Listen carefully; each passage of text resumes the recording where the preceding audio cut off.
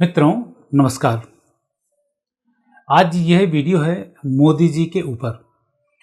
काफ़ी सारे दर्शक कॉल करते हैं, मोदी जी का अब क्या होगा।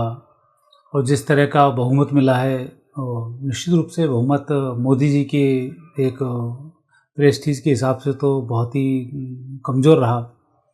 क्या मोदी जी इसमें काम कर पाएंगे, आगे देश का क्या होगा? क्योंकि लोगों को अब ये भी चिंता है, क्योंकि इस देश में जितना अच्छा देश के पक्ष में मोदी सोच पा रहे हैं, विपक्ष के अन्य सदस्य तो उतना सोच भी नहीं पा रहे हैं। सोच भी पाएँ कैसे कि अभी तो वो खुद ही के बारे में ही सोच रहे हैं, हम जैसे तैसे पनप जाएं।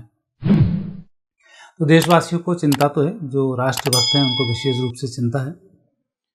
मोदी जी की कुंडली का वैसे मैंने पहले भी अध्ययन किया है, लेकिन अब नए रूप से इनका मैं वापस अध्ययन करता हूँ। जैसा लोग बोल रहे हैं कि ये अल्पमत में हैं, क्या मोदी अपने जितने भी कुछ फैसले लिए मोदी जी को वापस लेने पड़े, चाहे कोई कोई से अभी बिल रहे हों, वक्फ बोर्ड का मामला भी रहा हो, तो उन सब में मोदी जी ने कहीं ना कहीं वापसी अपनी की है।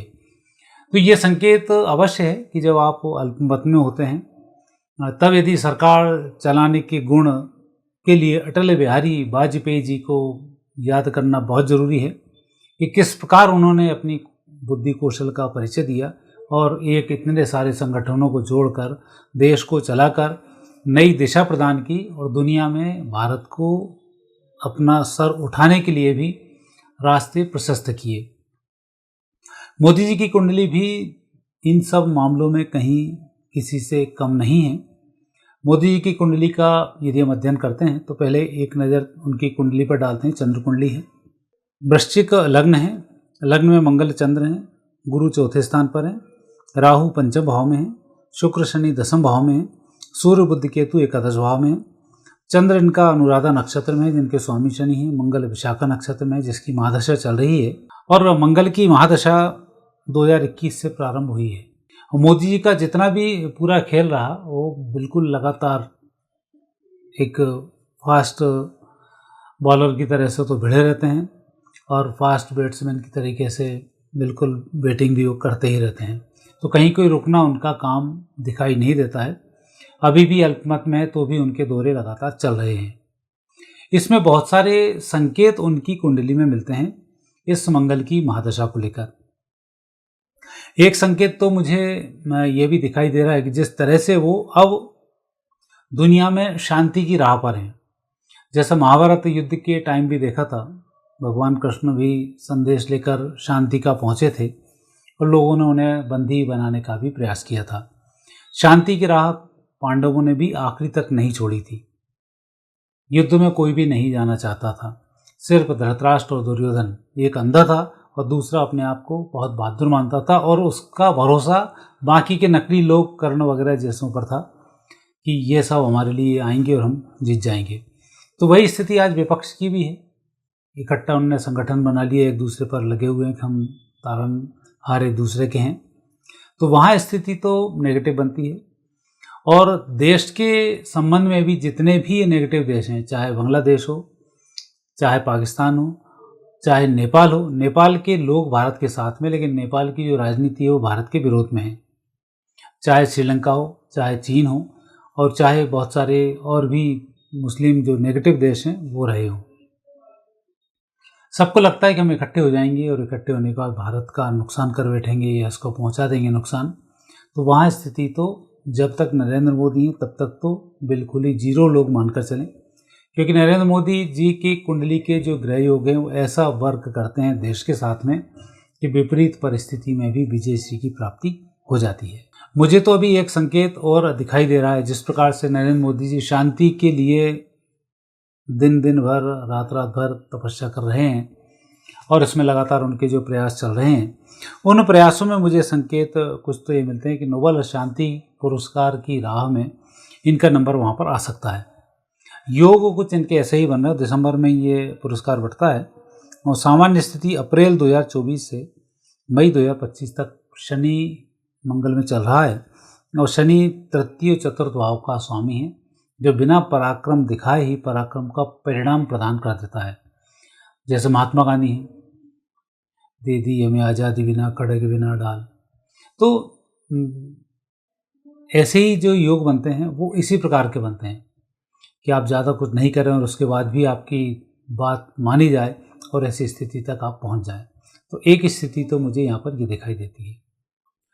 दूसरी स्थिति अब मुझे दिखाई देती है, यदि हम भारत की कुंडली का अध्ययन करें, नरेंद्र मोदी जी की कुंडली का अध्ययन करें, दुनिया की कुंडली का अध्ययन करें, तो वहाँ पर संकेत फिर मिल रहे हैं कि अब जिस तरह से विश्व युद्ध आगे बढ़ता जा रहा है और भारत में अल्पमत या मिलीजुली सरकार जिसको कहें अभी वर्क कर रही है, ऐसी स्थिति भी निर्मित हो सकती है कि जिस तरह से चीन परस्त कुछ लोग हैं जो हमारे विपक्ष में भी बैठे हुए हैं और कुछ उद्योगपति भी हैं, ये सब मिलकर भी यदि कुछ घपला हिंदुस्तान में पाकिस्तान की तरह, बांग्लादेश की तरह, श्रीलंका की तरह करने की कोशिश करें, तो यहाँ पर फिर राष्ट्रपति शासन लगने के योग बनते हैं।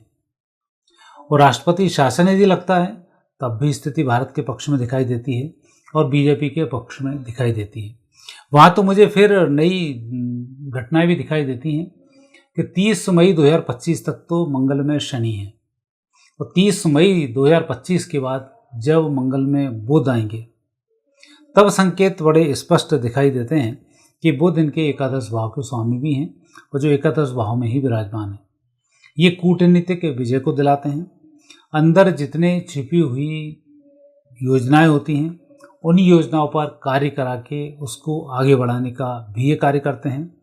तो मुझे लगता है अभी नरेंद्र मोदी जी मई 2025 30 मई 2025 तक शांति के साथ इसी प्रकार से यात्राएं करके लोगों को जोड़ते रहेंगे और 30 मई के बाद जो स्थिति बनेगी वो फिर स्थिति होगी, ये बड़ी तगड़ी होगी जिसमें कि मोदी जी बहुत सारे ठोस निर्णय लेंगे देश के पक्ष में।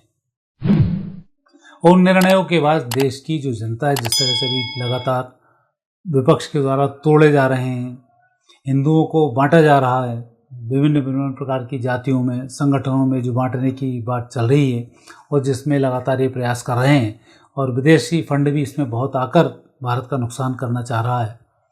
जातिवाद की जनगणनाएं की चर्चाएं चल रही हैं, होने की स्थिति में भी हैं। बहुत सारे कानून भी अटके पड़े हुए हैं।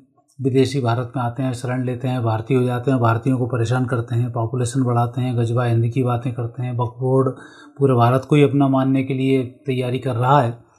तो इन सब के बाजे तो अब बजने वाले हैं। मुझे लग रहा है इन सब की अंतिम कील ठुकेगी मई 2025 में। मई 2025 के बाद जितनी भी योजनाएं अटकी पड़ी हुई हैं ये सब तेजी से लागू होनी शुरू होंगी और ऐसे समय में जितने विपक्षी दल हैं इसमें से भी लोग टूटकर समर्थन प्रदान करेंगे और पक्ष के लोग भी एकत्रित होने लगेंगे और दुनिया का समर्थन भी भारत को मिलने लगेगा। सबसे बड़ी बात यहाँ पर ये होगी, मोदी जी के जो ग्रह योग हैं उस कुंडली के अनुसार पूरी दुनिया का सहयोग इन सब घटनाओं में भारत को मिलेगा, चाहे विदेशियों को भगाने का हो, चाहे और जो योजना अटकी उनका हो, चाहे वक्फ बोर्ड का हो, इसमें इन्हीं के लोग समर्थन प्रदान करेंगे। अभी जैसे आपने शिमला का देखा, खुद ही मस्जिद तोड़ने के लिए तैयार हो गए। ये एक चमत्कार है क्योंकि इन घटनाओं को भविष्य से जोड़ना बहुत आवश्यक है। कारण है कि आने वाला समय भारत की विजय का समय है। अभी तक तो ऐसा नहीं होता था, नकली कहीं भी बना लेते थे, इकट्ठे जुट हो जाते थे और एक पे विवाद चल रहा 2 और खड़ी कर लेते थे और कोई कुछ नहीं कर पाता था। अब शिमला में जिस तरह से स्थिति बनी उस स्थिति में तो सरेंडर होना पड़ा और ऐसी स्थिति इन लोगों की लगातार अब बननी शुरू होगी और बनती ही रहेगी।